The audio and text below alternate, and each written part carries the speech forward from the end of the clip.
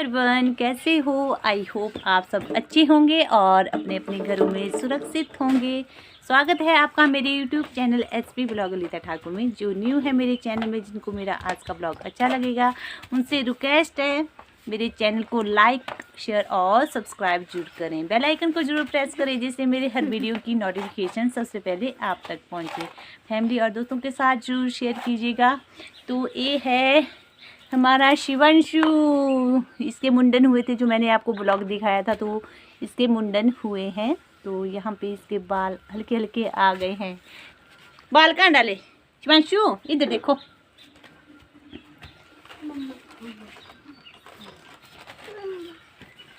और मैं आई हूँ अपने ताया जी के घर में। यहाँ पे है भाभी जी की बेटी और ये है बड़ी वाली बेटी और छोटी वाली बेटी।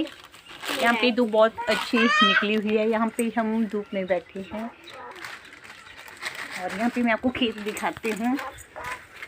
ये जो दिख रहा है ये गेहूं का खेत है, लेकिन यहाँ पे जो गाय वगैरह छोड़ी होती है वो आती है और जो गेहूं है बिल्कुल खा ली है उन्होंने। थोड़ी थोड़ी बीच बीच में बहुत ज़्यादा गेहूं थी, लेकिन उन्होंने खा ली है। इस तरीके के जानवर आ जाते हैं गांव में। ये है मेरी ताई जी।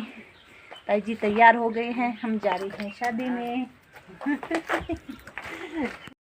यहाँ पे मैं आपको दिखाना स्टार्ट कर रही हूँ। जो गेहूं का खेत है वो कितना बड़ा है और हरियाली कितनी सुंदर लगती है।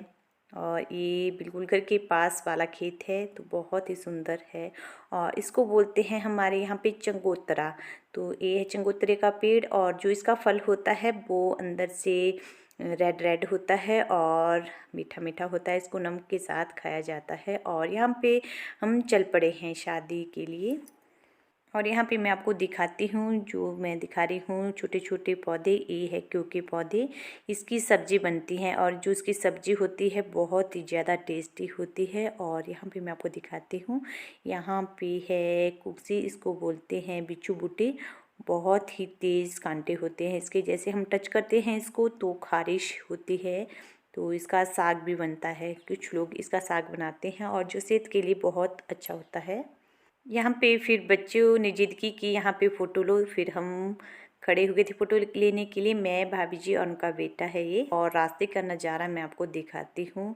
यहाँ पे लोगों के कितने बड़े बड़े खेत हैं और आप चारों तरफ देखेंगे हरियाली ही हरियाली है। और यहाँ का नज़ारा बहुत ही अच्छा है। और यहाँ पे पहाड़ियाँ भी थी और रास्ते का नज़ारा तो पूछो मत। मैंने पहली बार देखा, क्योंकि मैं उस तरफ बचपन में गई थी और गई हूँ अब मैं 15-16 साल के बाद गई हूँ। तो मुझे तो बहुत ही अच्छा लगा यहाँ पे। और यहाँ पे हम पहुँच चुके हैं शादी वाले घर में। जो शादी वाला घर है वो बिल्कुल सड़क के पास है और जो रोड है यहाँ का वो तंग है थोड़ा सा। बारात पहुँच चुकी है, तो कुछ बारात की गाड़ियाँ खड़ी हुई है साइड में, तो यहाँ पे गाड़ी को खड़ा करने में मुश्किल हो रही है और गाड़ी को ले गए हैं आगे। और यहाँ पे लोग इस तरीके से नीचे बैठे हैं। धूप बहुत अच्छी निकली हुई है। जो ये मैं आपको दिखा रही हूँ इसको बोलते हैं बेद। तो जब लड़की की शादी होती है तो जो मामा लोग होते हैं इस तरीके की बेद लाते हैं और इसके नीचे जो विवाह के मंत्र पढ़े जाते हैं वो इस बेद के नीचे पढ़े जाते हैं। और यहाँ पे हम बैठ गए थे साइड में छाया में, क्योंकि गर्मी बहुत लग रही थी यहाँ पे।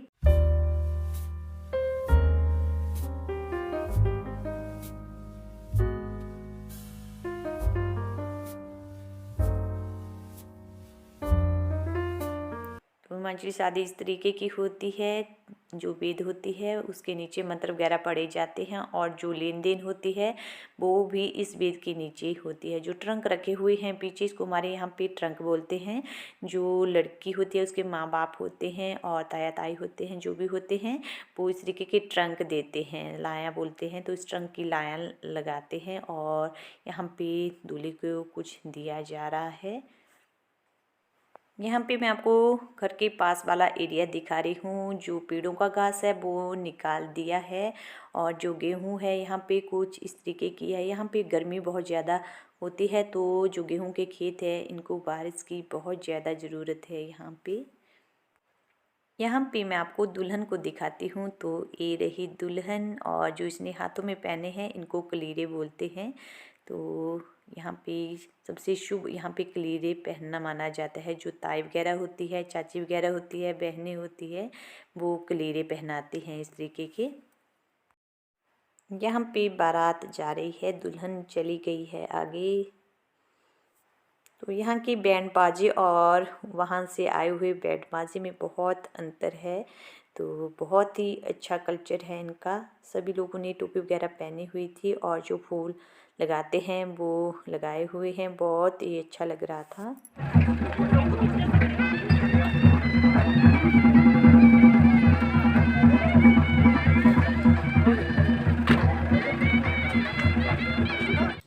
शाम को हम घर पहुंचे थे लेट, तो मैं ब्लॉग को ख़त्म नहीं कर पाई। और सुबह से ही मैंने ब्लॉग को स्टार्ट कर दिया है। किचन का काम मैंने ख़त्म कर लिया है और यहाँ पे मैं बना रही हूँ घी। तो जो हमारा घर का घी होता है वो किसका होता है, जैसे हमने गाय भी पाल रखी है तो भैंस भी पाल रखी है। तो यहाँ भैंस का घी होता है वो बिल्कुल सफ़ेद होता है और जो गाय का घी होता है वो थोड़ा थोड़ा पीला पीला होता है। मैं क्या डालती हूँ जब मैं घी को बॉईल करती हूँ, बॉईल हो रहा है।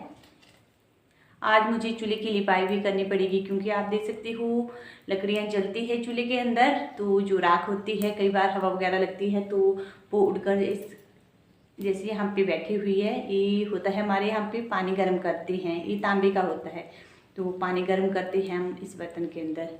तो वो राख उठकर इस तरीके से बर्तन के ऊपर बैठ जाती है। आज मुझे चूल्हे की लिपाई भी करनी पड़ेगी तो इस बर्तन की सफाई भी करनी पड़ेगी। तो मैं क्या डालती हूँ जब मैं घी को बॉईल करती हूँ, एक तो डालते हैं हमारे यहाँ पे गलगल के पत्ते। जो मेरे ताई जी थे वो गलगल के पत्ते डालते थे। और एक होता है मेथी का पाउडर बनाया हुआ होता है हमने घर में, और एक होती है साबुत मेथी।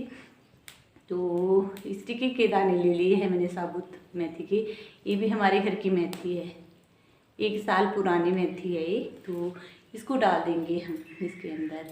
इससे जो घी होता है हमारा, इसमें इतनी अच्छी खुशबू होती है, ये भी बहुत टेस्टी होता है। जब हम बॉईल कर रहे होते हैं तभी इतनी अच्छी खुशबू आती है अगर हम इसके अंदर मेथी और गलगल के पत्ते डालते हैं।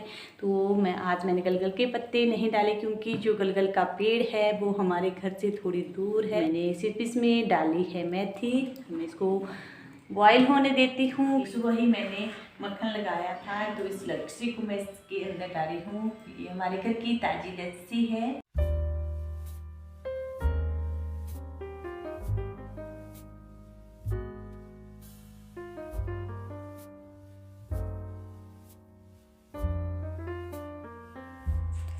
यहाँ पे जो घी है वो बनकर तैयार हो गया है। भैंस का घी और जो गाय का घी होता है उनमें टेस्ट बिल्कुल अलग अलग होता है। अगर आपने कभी खाया होगा तो आपको पता ही होगा।